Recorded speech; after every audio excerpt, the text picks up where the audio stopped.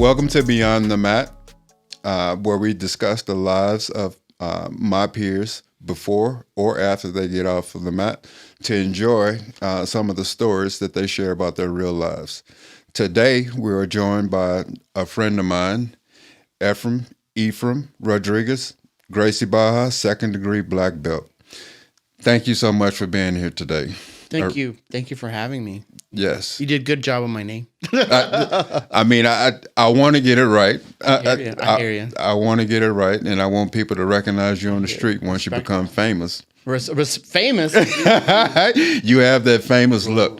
That's so funny. Again, thank you for being here. For sure, man. You have a documented resume when it comes to martial arts. Where did that passion come from?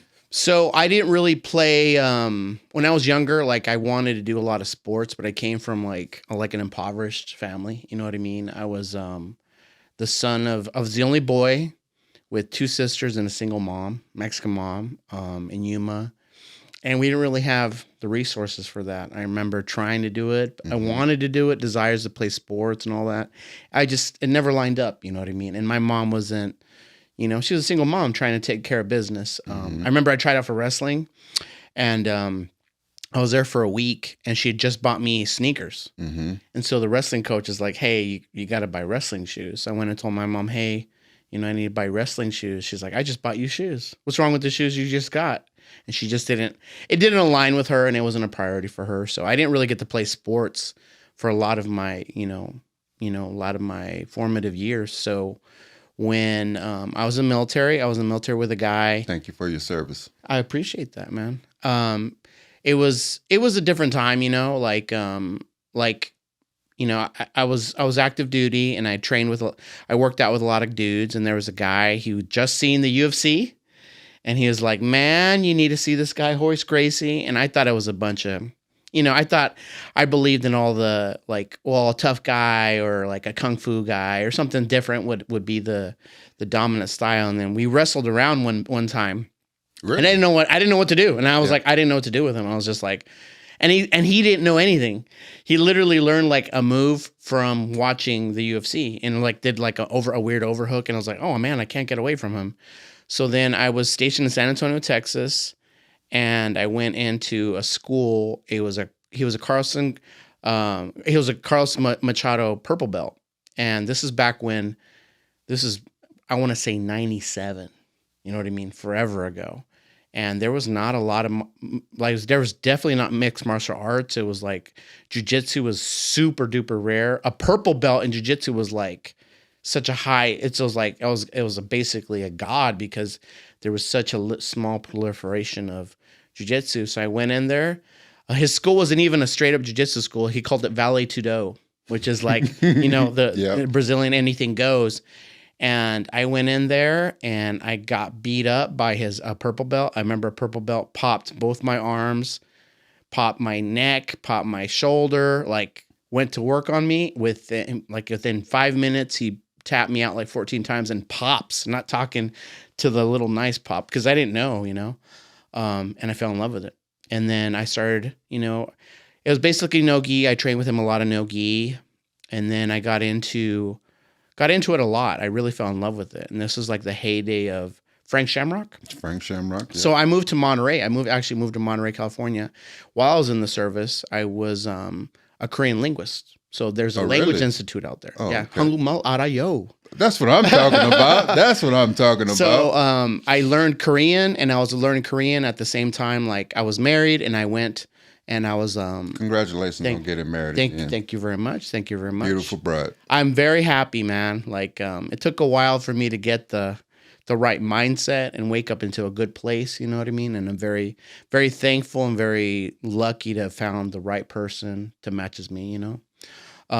But yeah, I started training. I went up and trained with at Frank Shamrock's. I was starstruck. It was around the time where he fought Tito Ortiz, and I remember watching him, and he was just there on the bag, real nice guy. You know what I mean? I remember I went up there with a friend who was really heavy at the time, and my friend couldn't make it through the warm up, and Frank Shamrock sat there next to him talking for the whole hour, talking to him, and I was there it really rubbed off on me, just the way he was such a tough dude, but there's like such a kindness there to him. Mm-hmm. You know what I mean? And I've seen that common trait. Like you've seen our Professor Flavio Almeida is one of the toughest guys I know. Mm-hmm. And he's such a gentle, kind person. You know what I mean? And it's not just on the mat, like as a father, as a husband, like he's really watching him is really like,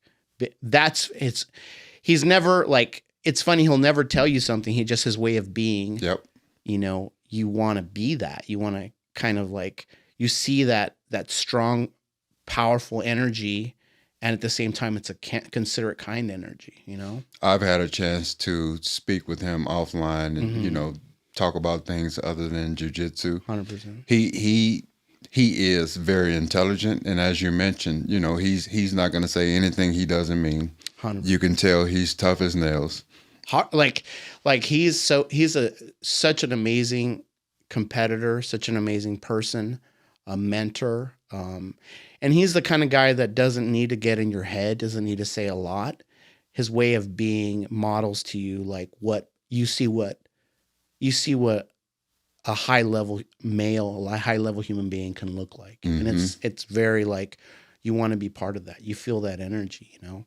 And I've noticed that with a lot of guys that are, you know, especially back then, I remember seeing a lot of really tough guys that were like, when you met them, like Frank Shamrock at that time, he was like the best at smack talking.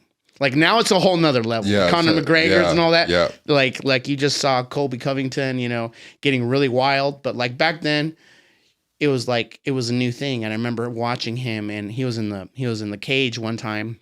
And this is when Tito Ortiz came out and said something like, "Oh, there's time to get rid of the old. It's time for the new." And he had said something like really calm. He said, "You know, Tito can come in here and the same thing that'll happen to him that happens to everybody. You step into my world, I break spirits, I break legs. It's what I do." And he said it so matter of fact, but when you met him as a human being, like I saw him with, like there's moves that were really hard for me to do, and he was a very, very nice guy. Like I said, I watched him mentor people. I remember just watching him be very kind and compassionate to people that had some physical limitations, you know, their diet wasn't aligned, their body wasn't, you know what I'm saying? They weren't super flexible, tough guys. And he was a very, very caring person to that. And I always remembered that. And ever since then, you know, I was in martial arts. I did kickboxing. I trained with Harushi Minishi in Hawaii. He was with Matt Hume. They helped develop AMC Pancration. He made HMC Pancration in Hawaii. Training with him for a couple years.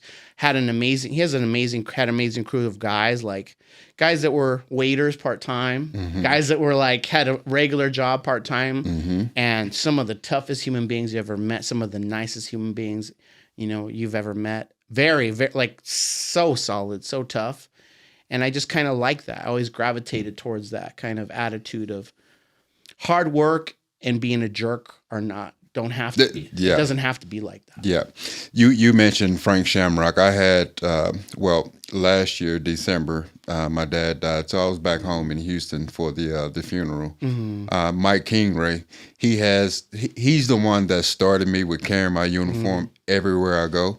So I had a chance to pop in and go at it with Alex Morono down in the Woodlands. And the first thing he told me, he's like, "Hey, I know a lot of professors don't like you going hard with them, but we're going to go." I'm like, "Oh, man."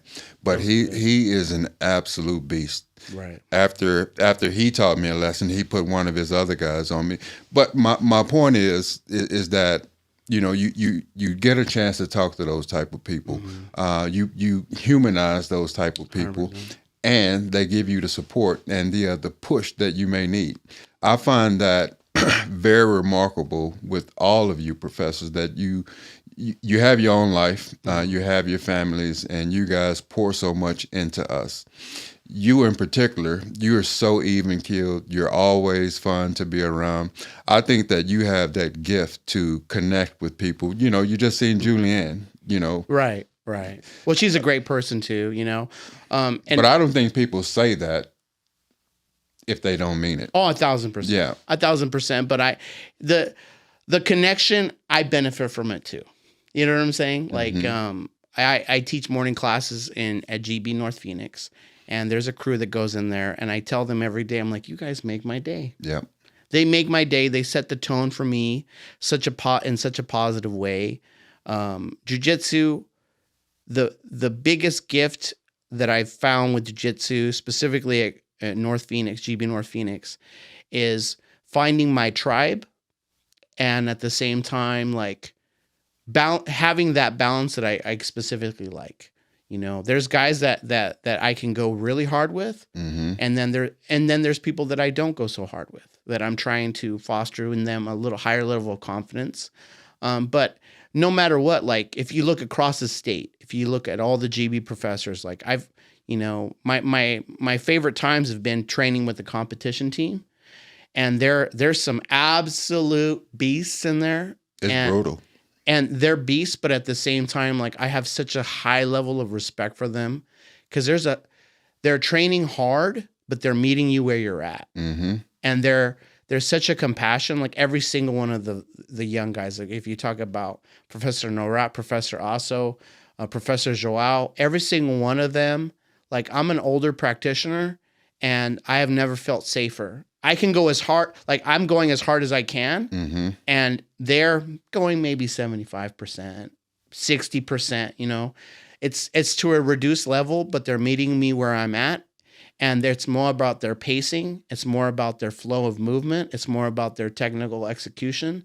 And I thank them every time I roll with them, because I don't have any illusions. You know what I'm saying? I don't have any illusions like, oh, I got a really good position on him and I'm getting him the better of him. Like I know realistically that they're being kind to me, and they're trading technique with me, and they're giving me just enough to sharpen my tools to get better and feel better about myself. You know what I mean? Like it's not every single roll cannot be like trying to smoke someone into oblivion. You can't do it. And I remember seeing people like that. And I remember training like that when you're young.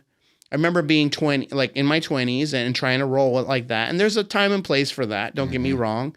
But you cannot, like your body is going to catch up with you. Those injuries are going to catch up with you, you know, especially back then. Back then, when I reflect on how jiu-jitsu's changed as a teaching material, like back then it was much more about you're a tough guy. Do you get what I'm saying? Yep. And people were more garnering with their secrets, you know, like the little technical cues, the little details. They were more. People were more closed off about that. They didn't really let you know, because they were kind of holding on to the techniques themselves. Right now, there's really there's no secrets. There's not, like, the secrets have kind of like gone away. There's YouTube channels. There's, you know, how many BJJ fanatic videos. Yep. Like everybody's putting out a video. So the techniques are out there. But what I notice now is there's such a more technical aspect to it.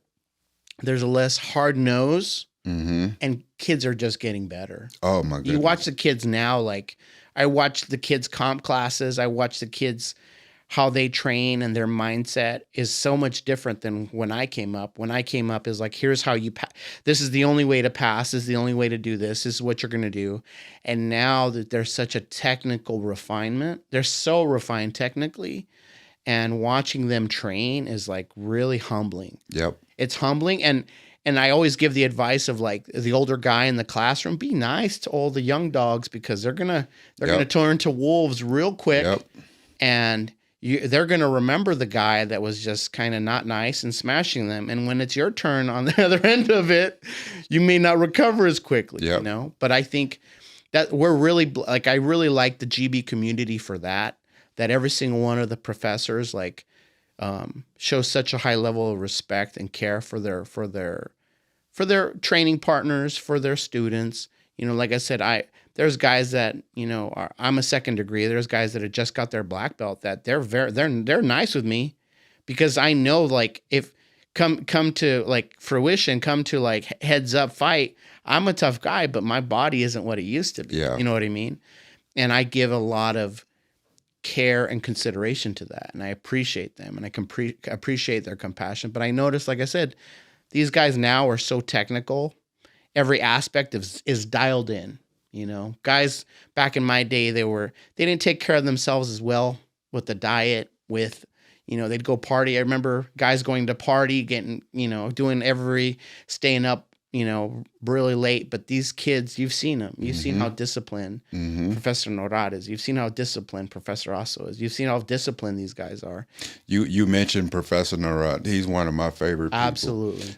Professor Asso. Absolutely. Wealth of knowledge, beast. And Jiao, I mean, it's always tougher to go with Jiao because he has the same length as me. The length is a big challenge. Yeah. And that's what's so funny about it is the matchup. Professor Jiao. Let me get that right. Yeah. The matchup is so different. Like a pass that'll work on one person may not work on another person. Yep. I've rolled with Professor May and I try to pull half guard and she just pulls her little leg out of there. My goodness. Professor May, Professor Mina. Right. My goodness. 100%. Wow. Beast. I remember one time, I think just about the entire valley went to, and I'm a white belt, went to Pan. And I went over to Arcadia for competition class. I walk in, didn't see anybody, and Professor Nivea told me, everybody's gone to Pan's. And, I turned to walk out. They're like, no, stay here and train with us. My goodness, if I tell you that wasn't a rough 2 hours, Professor May is an absolute monster. And you, just walking on the street, you wouldn't be able to tell. Well, not just that, look at her energy. Yes. She is one of the smiliest people in the world. And that's what I love about jiu-jitsu. Like, I really admire that. Like I said, I've trained other martial arts. Like, I trained mixed martial arts for a long time. And mixed martial arts, like, I still have, like, it's always my first love. But I also know that the environment's different. Yes. An MMA gym is different. An MMA gym is a little grimier. An MMA gym is much more like people are gonna peel you off one. You know what I'm saying? Like they're not taking it easy on you. And they're trying to like the injury possibilities with MMA are so, the extent is so tremendous. Like I have I'm blind in my left eye. I didn't know. Wow, I didn't know that. So my retina got detached during training. And I was an older guy. One of my friends was getting ready for a fight. Nobody wanted to train with him. And I kind of came in and I was just like, well, I was there. I remember I had a button-up shirt and slacks. And I was like, well, the coach told me, I was like, nobody wants to train with him. They're scared of him. And I was looking around like, look at these young guys. And I put my stuff on and I'm there with like a white shirt and my slacks, or I think I borrowed somebody's shorts. And, first 2 rounds, I was feeling clean. I was feeling good. I was like, oh man, put it on him a little bit. And then he grabbed me. He's a very powerful guy. And he double legged me. And somehow we did a weird roll. And I hit bad when he double legged me and my retina detached. Oh my goodness. And so I thought I just had like blood in my eye. You know what I mean? Like, and that's how it is. Like when you get blood or sweat, I just have something in my eye and I just kind of like saw swimming stuff around. It was really hard to see. So then later on in the day, I was like, you know what? I need to go to the hospital. For me to say that, like, I'm not that type of person. Yep. I was like, yeah, I need to go to the hospital. So I went and they're like, yeah, your retina's detached and blah, blah, blah. It didn't heal well. Like I had scarring in my cornea. So I'm not like, I can see color, but I can't see like definite, it can't focus. You know what I mean?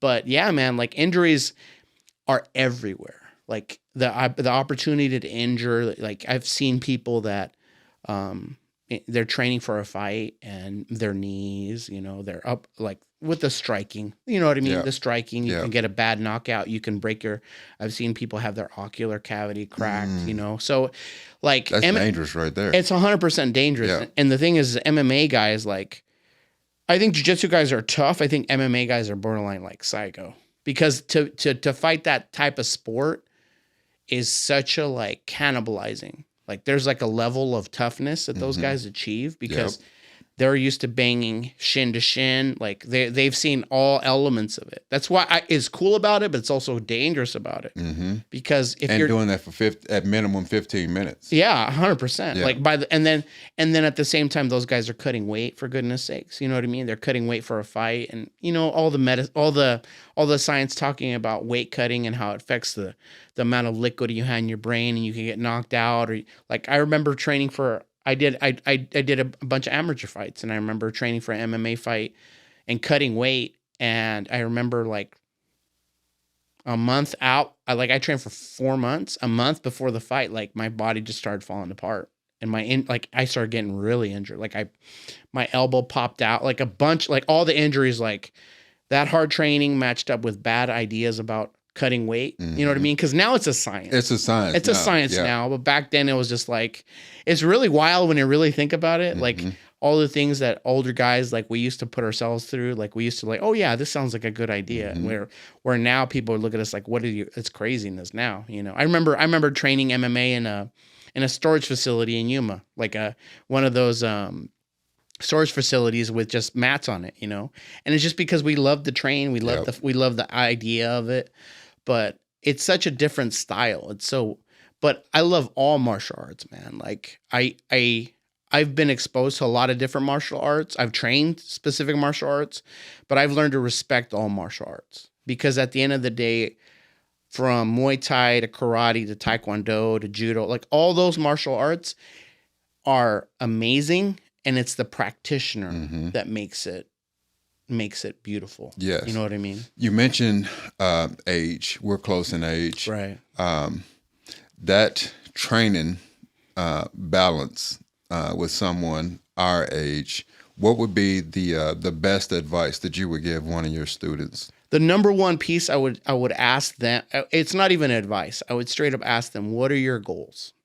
You know, if you're looking to become a Masters World Champion, it's absolutely possible, but you have to maximize your recoveries. You have to be very, like, look at the model that Professors Norat, Professor Joao, look at the model that they portray as far as from hydration to supplements to rest periods to, like, everything needs to be streamlined to focus on that. Because the reality is, like, you don't bounce back the way you do. No. Like an injury now, like let's say you're training for World Masters, and an injury now, where would taken you?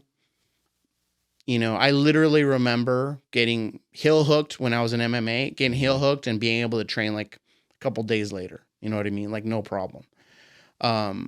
Now, like, the body takes so much time to recoup. And I noticed, like, you just have to be aware that you can't go hard every day. You can't, have the hard crunching rounds every day. You can't have, 6 sixes every day. I would recommend a lot more based on the health aspects of it. Your nutrition has to be on point. Your hydration has to be on point. Your rest has to be on point, because you want that as optimized as possible, because if you're going to train hard, you need your recovery to be as best as possible. I would honestly reduce the game down to a game that you feel comfortable and confident with. Maybe not using some of the movements, like everybody's body's different. You know what I mean? Like some people doing a berimbolo, some people inverting, some people doing certain movements, they don't have that range of motion. Right. And I think if you want that kind of style, you have to develop your body to use that kind of style. You can't be a guy that works in a cubicle 6 hours a day. and it happens. Like, it sounds like I'm trying to be funny, but it's like, you can't be a guy who works in a cubicle 6 hours a day and you don't have flexibility, you don't have stability in your muscles. You know what I mean? And you're going for power doubles without warming up. Like, that's just a recipe for disaster. And I see it a lot. I see it a lot, but that doesn't mean you can't do them. It just means you need to do the supplemental exercises that are going to get you there. You need to do free squats. You need to do lifting. That's what you need to do. You need to do a lot of isometric strengthening, flexibility testing. Like, be honest address the body that you have and work with what you got. That's the best advice I can give that person. Because if you're a person that does struggle with inversions, let's say you have bad knees, like, acknowledge that and either work to do free squats until you feel better and more stable and create the stability muscles around it. or like look at like divert your style, you know. And it's crazy because as time evolves, like sorry about that. No, you good. As time evolves, more and more people are aging into like the masters. There's more people that compete in masters than any other bracket. Really? Like if you watch the enrollments for masters, they come out of the woodwork. Like world masters, like there's they have to turn people away. They have so many. Oh, people. really? Absolutely. Wow. There's always a high level of people that get into the masters, and people are aging into that group. But I also think it's one of those things where you know, if you look at Professor Cafe Dantes, and he used to fight in the UFC, and he's been a physical being from back in the day. You know what I mean? Mm-hmm. And so him being in the masters category is much different than a guy who played some sports and then got his black belt and now is going to try to compete against him. You know what I mean? You're talking about a guy who's been a physical being for decades. Yep. You know what I'm saying? But I also think there's a lot of opportunities now. I think innovation with technique, like you've seen it. You've seen guys that like, you know, there's a complete evolution of the technique. The technique is so masterful and so on another level, and there's so much growth with it. I think if you develop the basics, an understanding of the basics, but then you develop a game that is specifically your game. Like everybody has that, you know, there's positions that I'm like, I feel very comfortable. This is the most comfortable and confident I feel in jiu-jitsu is this world. And if I can get people to this world, I can win. You get what I mean? Yeah. You know, one of the biggest, well, one of the best decisions that I made is coming over to North Phoenix. Love Peoria. Love the people at Peoria. But working with you guys over there, it's giving me confidence to work off of my back. Right. Because, you know, I was a straight pressure guy. Right. I'm going to get you to the ground. Right. I'm going to either have you in side control or mount you and try to go from there. But the way that you, especially, the way that you break things down, and I think it was last week, the way that you were breaking things down with the half guard, showing us different techniques, and I'm like, man, where was he when I needed him last week in nationals? Because that was the issue that I ran into in my first fight. Is I got him back in half control. But I couldn't work to get myself out of that position because I was just overwhelmed with the weight, and plus I had it in my mind, why did I try this takedown? Right. So I think it's great to have specific subject matter experts in a different technique. Absolutely. And as you mentioned, with age, the ailments that we have. I'm dealing with 2 broken toes now. I have a spinal fusion. I have 2 bad elbows. What with a person like me who's turning 50 next year, and I plan on competing as much as I can because it's my milestone year. Knowing that about me and the challenges I have right now, body wise, what would be a good recipe for me to maintain and be ready to go when it's time? Well, like just from you saying like spinal fusion, like that literally tells me that you're going to have some flexibility limitations and some limitations with some of the inversions, some of the on the head, some on the shoulders, you know? So a big part of it is developing a game. Because listen to what you said. You said everything was good, but I ended up on the bottom. Like you have to have a style. You want a style where you want to be on top, but you have answers when you're on the bottom. You get what I'm saying? Yes. And some people can develop the opposite because they're super flexible, or that's just the game they like to do. Like you've seen people that just pull guard, and they're actually worse. Like when they try to pass someone's guard, they get tapped out a lot because they haven't developed that. They're more comfortable on the bottom. A big part of jiu-jitsu is confidence. It is. But I recommend for you creating a system. At the end of the day, you need a system and a process to funnel things in. You know, most of it that I've seen with jiu-jitsu, our struggles is not the individual techniques. It's the connective techniques, the connective tissue. Like let's say you got a really good takedown and you have a decent De La Riva, right? If you go for the takedown, things don't go well, you go into your De La Riva, right?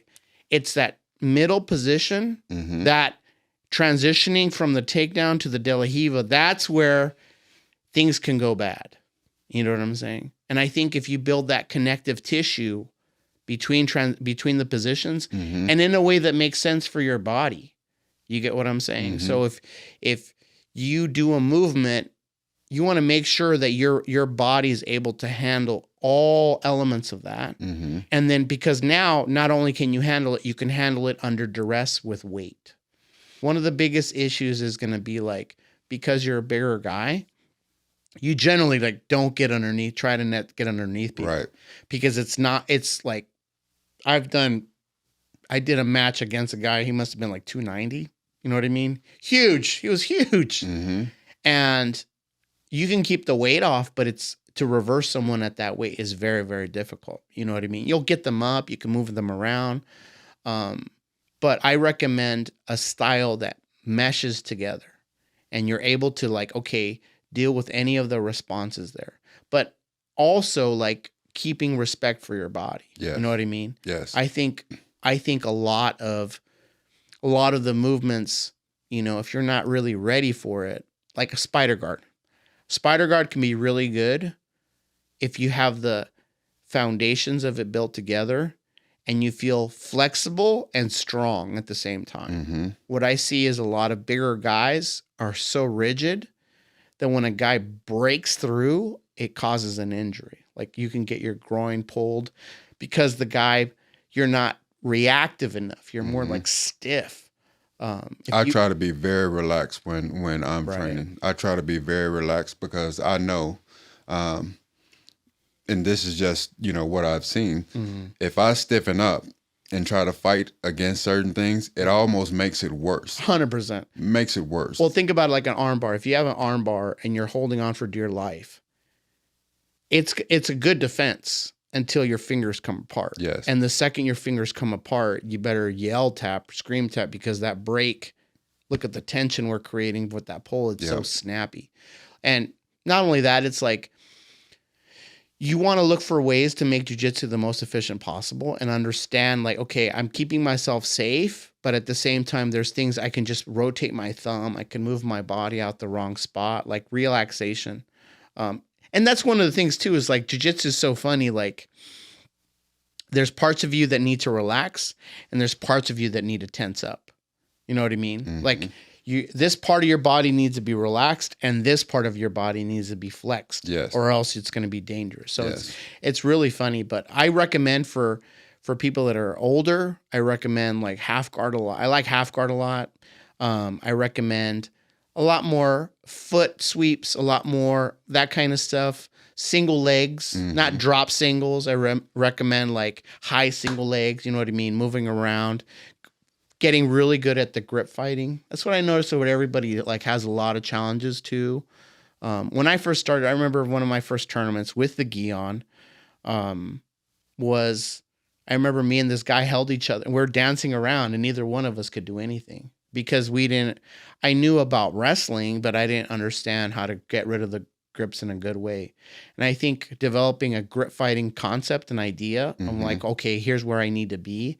And the second someone touches you, getting rid of that. And you'll see that. You see it when you watch any of the any of the comp nets, you know what I mean? Two people join up and they're just sitting there dancing around. John and I got penalized for that. We got penalized for that. Right. And it's really easy to happen because you feel safe and he feels safe. And then you guys are not neither one of you is in a position to take advantage of it. So you kind of cancel each other out. But if you develop a system of like, okay, I cannot let him control this sleeve.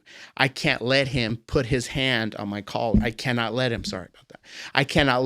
put his hand on my collar. Like, I think that's more beneficial to you. And I see that a lot. I see people if you develop an overall understanding and then add things to it, it's better to have a system than individual moves.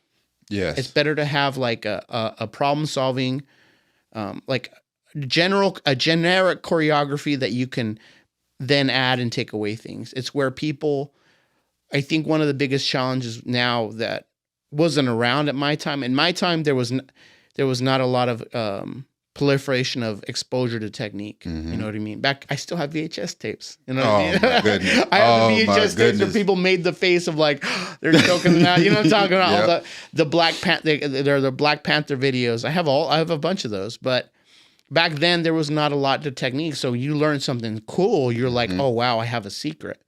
Now it's like the opposite. Now there's so much technique. Like you open up Instagram, you open up TikTok, you open up Facebook, and there's like, oh, look at this cool move, or look at this cool move. And I like a lot of it. Like that literally used to be I like learning moves, but I also that was my question. That was going to be one of my questions. Do you think that helps or hurts? It matters what you use it for. I think that can help. That can help give you some ideas. But the problem is you can get lost really quickly. Mm-hmm.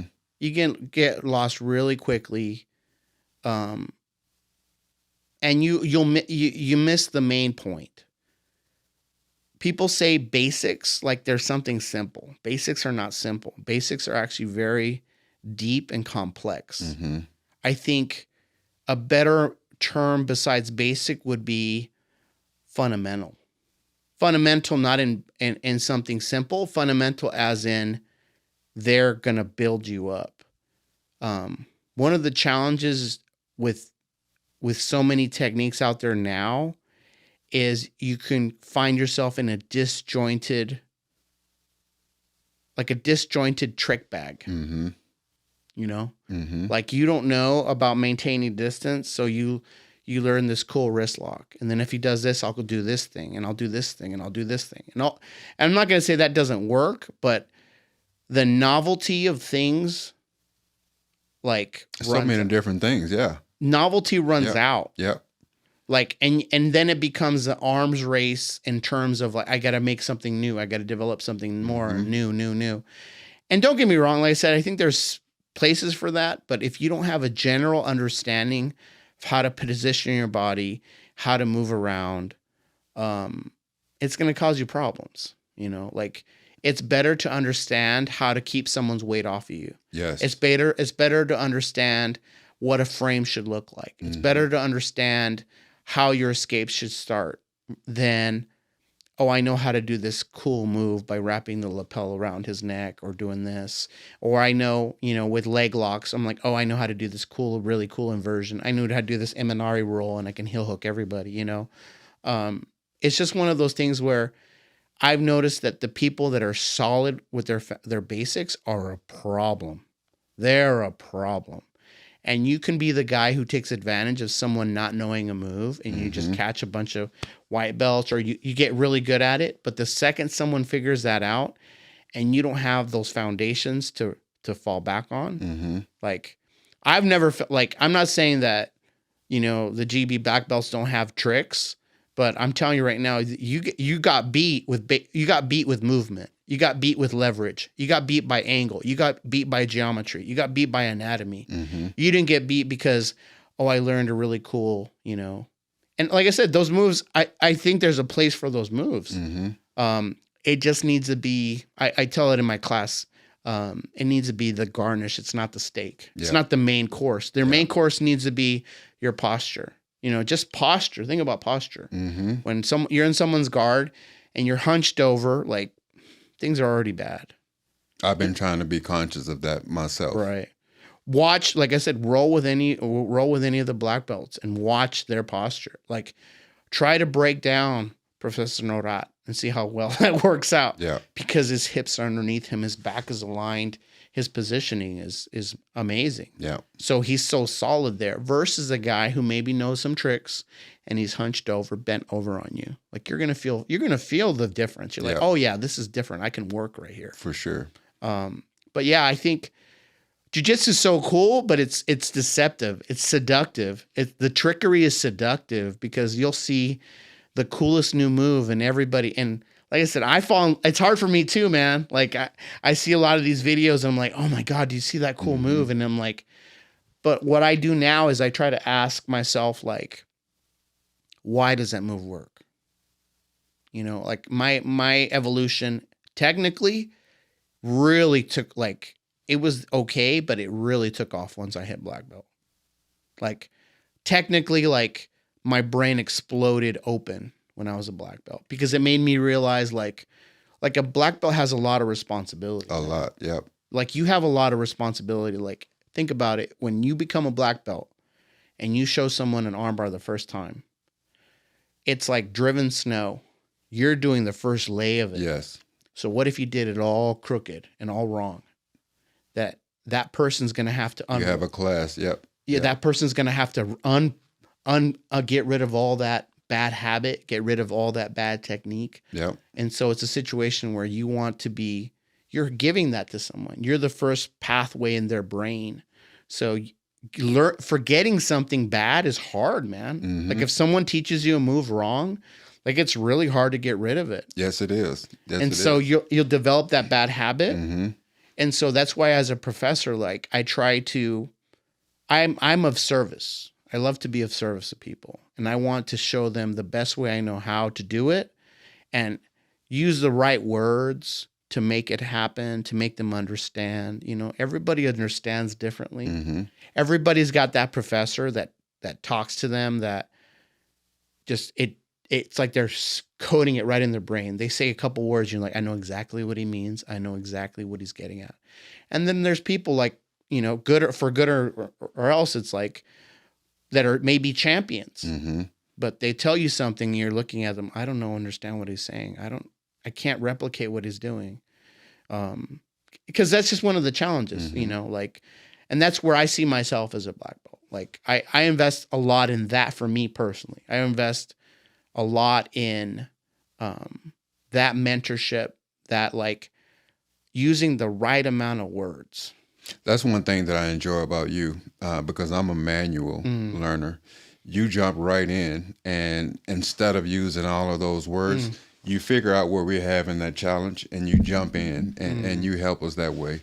Absolutely. I think that's great. Appreciate that. I think that's great. Because there's some people that look like John Donher, like, he's got the videos out there and he's an amazing guy, but I need my coffee when I'm watching him, because it's like, and it, like I said, and he's showing top shelf, yeah, absolutely top echelon shelf jiu-jitsu, but at the same time, like, powering through some of that instruction can be hard. So you need to connect with people in a way and make it beneficial to them. Yep. And that's my service as a black belt. Yep. Like, a lot of people, like, you can attract someone with the medals, right? But it's the relationship building and the mentorship and my ability to communicate to you that's going to have you keep coming back to me. If I'm able to meet you where you're at and I get you to understand something, for me is the biggest goal, is the biggest happiness. That's my world championship. Where you go home happy every day. To me, absolutely. Yeah. Because that's where I put my value. I'm like, hey, I want them to feel like they connected with the technique, that they understand what they're doing, that they feel that they're in a spot. Because, you know, that is one of the things that has gotten so much better. When I started jiu-jitsu, instructors it was very different. It was very like they told you 3 or 4 words, and if you didn't get it, that was that's on you. And don't get me wrong, I do feel there's a necessity for that, because there's no hand holding. Yeah. So you can develop there too. But I definitely feel like a difference of, like, well, I got the move down, but I didn't really understand it. And then I've had the pleasure of meeting instructors that said exactly the right number of words. I'm like, and it feels like an explosion in my brain. I'm like, I completely understand what he's saying now. Well, brother, I really do appreciate. We could talk about this all day. Absolutely. I absolutely love picking people's brains. 100%. I love getting to know you better. You can expect, now that you spilled everything that you're willing to do, you can down for it. Yeah, I love that, because as I mentioned, I want to do a lot of competing in 2024. So I'm definitely going to be let's go. Let's get it. Honing in on a lot of things, and you know, we could talk about it later, 100%. but definitely appreciate you stopping by. You are my last episode of 2023. Whoa. Yes, you are. Yes, you are. Blessed. So I would love to have you back as I'm Absolutely. competing. The way, we could show a little bit of, what you've helped me with, what you see that I still need to work on, that type of stuff. Feedback is golden in 100%. my book. 100%. Efren Rodriguez, everyone. Gracie Barra, 2nd degree black belt. You can look forward to seeing him one more time. Don't forget to like and subscribe to our YouTube channel. And don't forget, episode 10 is now out. Thank you for coming.